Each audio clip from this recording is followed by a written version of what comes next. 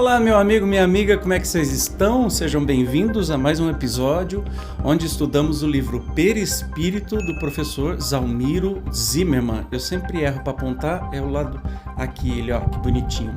Nós vamos começar um capítulo novo hoje, chamado Perispírito e Obsessão. Como é um capítulo muito extenso, eu dividi em alguns programas, tá? Para que a gente possa estudar com tranquilidade.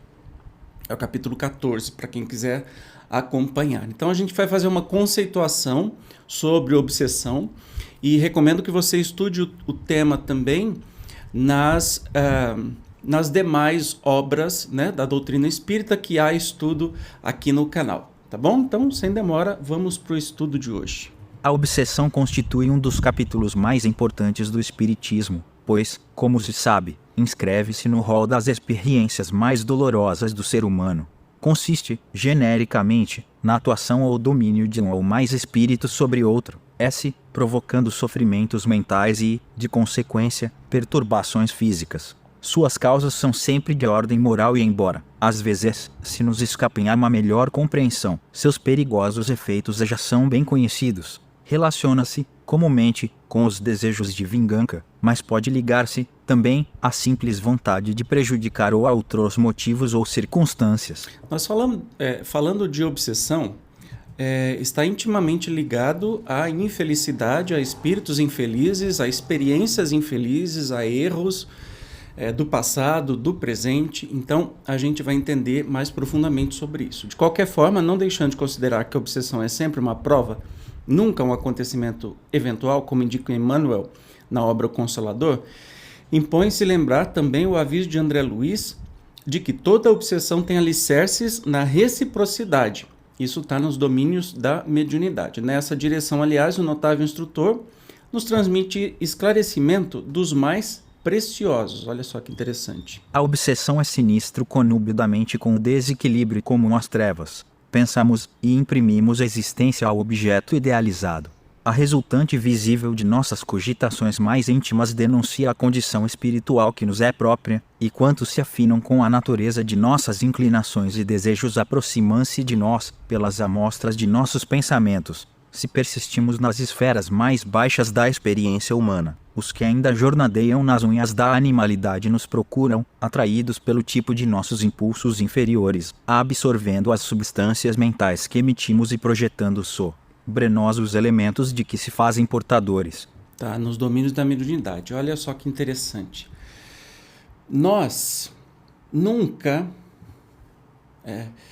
pela lógica, se você entende obsessão, se você entende que é muito prejudicial, pode chegar até matar uma pessoa, se você imaginasse que essa obsessão se deve unicamente ao espírito que está obsidiando, e não ao obsidiado, ou seja, não é a pessoa que está aparentemente vítima, ela é inocente, a gente concluiria que não existe justiça divina, certo? Porque todos estaríamos desprotegidos à mercê de algum espírito encardido, infeliz, resolver nos atormentar a vida. E não é assim.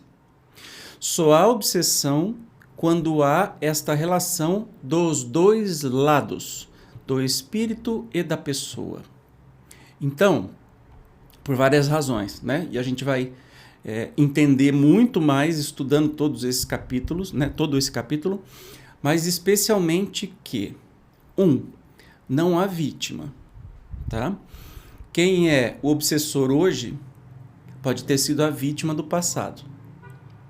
Quem é o obsidiado pode ter sido o verdugo, aquele que fez mal ao espírito que está obsessor hoje. Entende? Falando só em outra vida. Falando de afinidade de pensamento, de intenções, né? O tal vigiai e orai, para que a gente não pense, né? Como já demos exemplo aí. Só o fato de você se imaginar matando uma pessoa já é o bastante para você se comprometer e atrair espíritos afins e até obsessores com você. Porque você não precisa concretizar o ato, já que o ato nasce sempre da nossa vontade. Então, por isso da gente ficar sempre alerta. Mas vamos continuar, porque tem muita coisa interessante. Olha só. A obsessão é fenômeno dos mais complexos e, na verdade, ainda é cedo para que se alcance conclusões que digam com todos os aspectos de sua manifestação. Embora a literatura espírita já mostre importantes trabalhos a respeito, todos, de negar, vê ao valor científico. Primeiro estudo sistemático da obsessão, que se conhecer, deve-se a Allan Kardec. Examinando seus efeitos na prática mediúnica, constatou a existência de 3 tipos básicos de ocorrência: obsessão simples, fascinação e subjugação. Lembrando que isso está num estudo do livro dos médiuns, tá? Então, é bem interessante que você estude isso, tem aqui no canal. Então, vamos ver os 3 tipos de obsessão. A simples, né? A fascinação e a subjugação. O que é cada uma delas? Verifica-se a obsessão simples, quando um espírito malfazejos impõe a um médium, se imiscui, a seu malgrado, nas comunicações que ele recebe, o impede de se comunicar com outros espíritos e se apresenta em lugar dos que são evocados. Nesse tipo de obsessão, o médium reconhece sua dificuldade e a felonia e, como se mantém em guarda, raramente é enganado. O codificador inclui nessa categoria os casos que qualifica como obsessão física, manifestações ruidosas e obstinas. Das de alguns espíritos, que fazem-se ouçam, espontaneamente, pancadas ou outros ruídos. Olha, se a gente for estudar a fundo no livro dos médiuns, a obsessão simples, ela, praticamente todos os médiuns que começam a entender e a trabalhar voluntariamente, vão passar por ela. Mas, a diferença é, precisa ter medo? Não, de jeito nenhum. A diferença é que o médium sabe que esse espírito não é um bom espírito, né? Geralmente, na obsessão simples, os espíritos são brincalhões, fanfarrões, querem fazer perturbações. Então, se ele tem um médium de efeito físico, ele vai dar pancada, ele vai emitir ruídos, ele vai querer assustar, ele se diverte com isso. Mas, necessariamente, não é nenhum espírito ruim, né? Ele vai dar mensagens todas enroladas, dizendo que é tal ou tal espírito e não é coisa nenhuma. Geralmente sempre usa gente muito famosa, né? Então, mas o médium sabe perceber, consegue perceber com tranquilidade que aquilo é uma obsessão leve. Na verdade, é uma comunicação apócrifa, uma comunicação falsa. E o médium precisa disso até para saber o que é isso, diferenciar das diversas comunicações. Então, por isso que precisa ter essa experiência para poder saber o que é verdadeiro e o que não é. Entende? Então, o verdadeiro médium é aquele que vai negar 10, é preferível negar 10 fatos verdadeiros do que aprovar ou acreditar num só falso. Kardec sempre fala isso.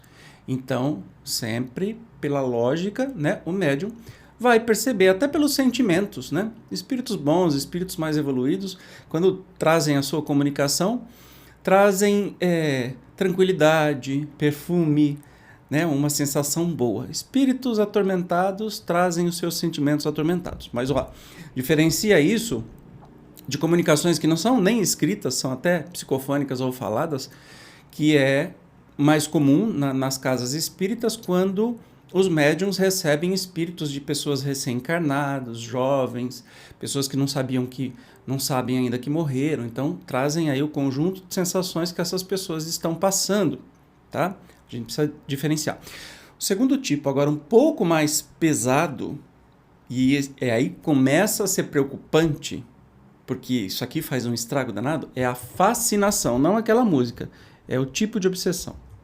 A fascinação, muito mais grave, é caracterizada por Kardec como uma ilusão produzida pela ação direta do espírito sobre o pensamento do médium e que, de certa maneira, lhe paralisa o raciocínio. Relativamente às comunicações, explica mais. O codificador, o médium fascinado não acredita que o estejam enganando. O espírito tem a arte de lhe inspirar confiança cega, que o impede de ver o embuste e de compreender o absurdo do que escreve, ainda quando esse absurdo salte aos olhos de toda a gente. A ilusão pode mesmo ir até ao ponto de o fazer achar sublime a linguagem mais ridícula. Se na obsessão simples, o obsessor não passa, seguidamente, de um inoportuno, na fascinação o espírito mostra-se perigosamente ardiloso, porquanto não pode operar a mudança e fazer-se acolhido.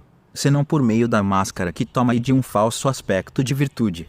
Por que isso é muito mais grave? Porque a obsessão simples são casos de obsessão, casos que o espírito quer enganar aquele médium, não é? E não consegue e vai embora. Agora, se o médium tem o ego maior do que devia, então a primeira qualidade, né, a primeira coisa, se você quiser trabalhar mediunicamente, é amor pelo que faz e humildade. Porque o ego é por onde entra a fascinação. Então, o médium, vamos supor que faz 10 anos que trabalha na Casa Espírita X, já psicografou livros, trabalhos de qualidade. Aí ele se convence que ele é o cara. Daí, chegam espíritos obsessores que se fazem passar pelos seus mentores, porque assim, quando as intenções são ruins, o guia do médium, né, os espíritos mais iluminados que conduzem o trabalho se afastam.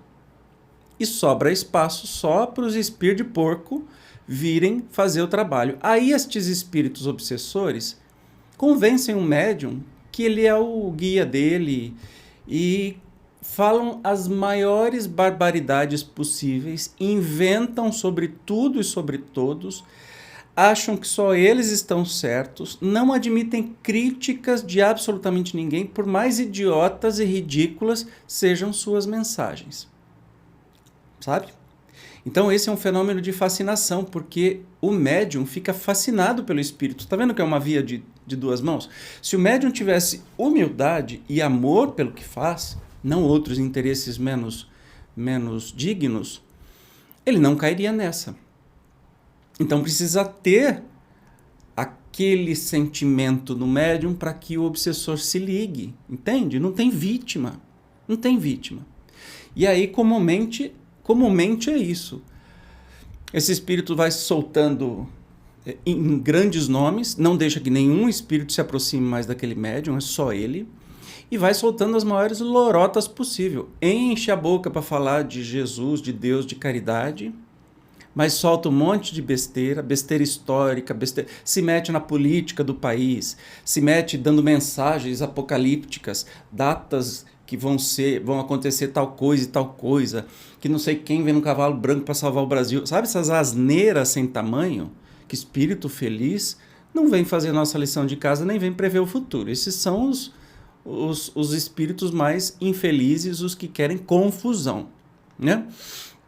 Então a fascinação é muito, mas infinitamente mais perigosa do que a obsessão simples. Ela pode levar a uma patologia física se esse médium não mudar de atitude, que é muito pior, porque aí entra a subjugação, que é o controle até do corpo físico do médium. Isso é bem interessante. Finalmente, quanto à subjugação, Kardec a define como um verdadeiro jugo a que fica submetido o paciente, ao contrário do que ocorre na fascinação, em que é menor o domínio do obsessor. A subjugação é uma constrição que paralisa a vontade daquele que a sofre e o faz agir a seu mau grado, ou seja, ele não quer, esclarece o codificador, entendendo ainda que pode ela ser moral ou corporal, ou as duas, né?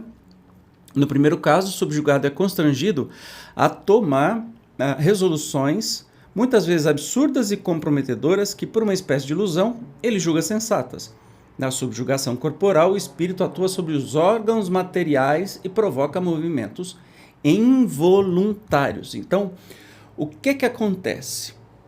Acontece que, na subjugação, a pessoa pode até perder o controle do seu próprio corpo. O espírito pode fazê-la se jogar no chão, ajoelhar, falar qualquer coisa, se ferir, enfim, fazer qualquer coisa. É quando a fascinação exorbita e aquele espírito tem um controle total da pessoa. Mas isso leva muito tempo e precisa de muita afinidade.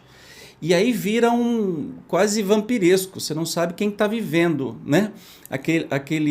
O médium está encarnado com seu espírito tudo direitinho, mas o obsessor está ali 24 horas pensando junto com ele.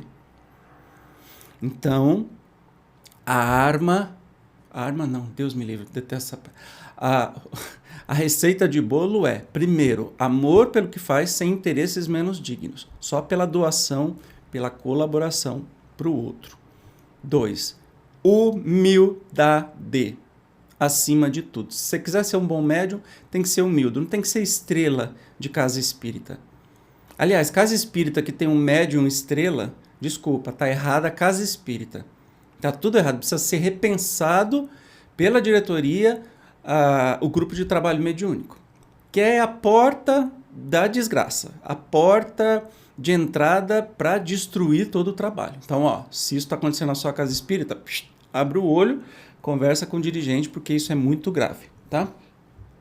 Com o desenvolvimento do espiritismo, no Brasil, principalmente, autores encarnados e desencarnados, buscando identificar aspectos particulares das ocorrências ligadas à obsessão, têm sugerido alguns esquemas classificatórios mais ou menos abrangentes e que, por vezes, se complementam. Assim, por exemplo, Carlos Toledo RZZNI, membro da Academia Brasileira de Ciências, identifica os seguintes tipos de obsessão: 1. Obsessões devidas à atração por sintonia com o plano inferior. 2. Obsessões devidas à influência recíproca de encarnados e desencarnados, obsessões bidirecionais. 3. Obsessões causadas por sugestão hipnótica durante o sono. 4. Obsessões resultantes de uma dominação telepática. 5.